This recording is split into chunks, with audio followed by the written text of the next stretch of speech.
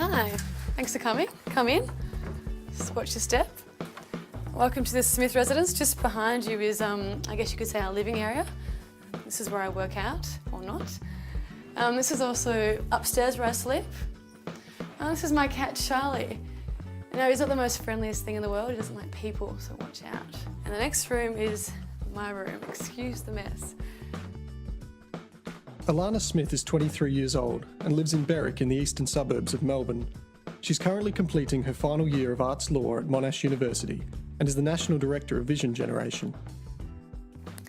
Vision Generation is a movement of young people all around Australia campaigning for social justice. Now, I first got involved when I was about 12 years old by doing the 40-hour famine, and I guess I've continued to do the 40-hour famine ever since. Vision Generation used to be quite a small movement of young people, but it's grown to be national, and it involves people from all around the country getting active on social justice issues, campaigning for change and making a real quality difference to people's lives overseas. I had the same hairstyle for the first probably 10 years of my life. Thanks, Mum. At a young age, Alana first realised that some things in the world just weren't fair, and that she was able to make a difference in very small ways.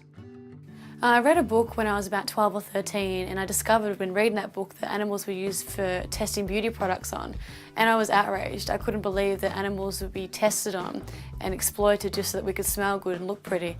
So I got a piece of paper when I got home after reading this book and wrote on it, ban animal testing, and I wanted to advocate on behalf of the animals and tell my whole street about it. So I thought that the best way to do that was to put a sign on my bedroom window that looked out to the street, just like this. And the sign remained there for about 3 years. My parents and my neighbours thought I was mad, but I thought it was the best way that I could create change and make a difference. But come through the kitchen if you want to get a glass of water. Throughout her teenage years, Alana continued to learn that if she put in enough effort and talked to others about hunger, poverty and the environment, that together it was possible to create positive change. I see global citizenship as being something that everyone can be part of. It's about being aware of the issues and then sharing that information with other people.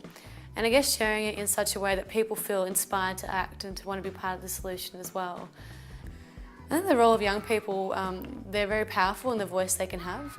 We're often seen as being apathetic and disinterested in these sort of issues, but by showing that we're quite conscientious and we're quite passionate, we can almost bring alive those issues that people may think aren't important anymore, and yeah, add a new flavour or a new energy to it as well. You do it for me?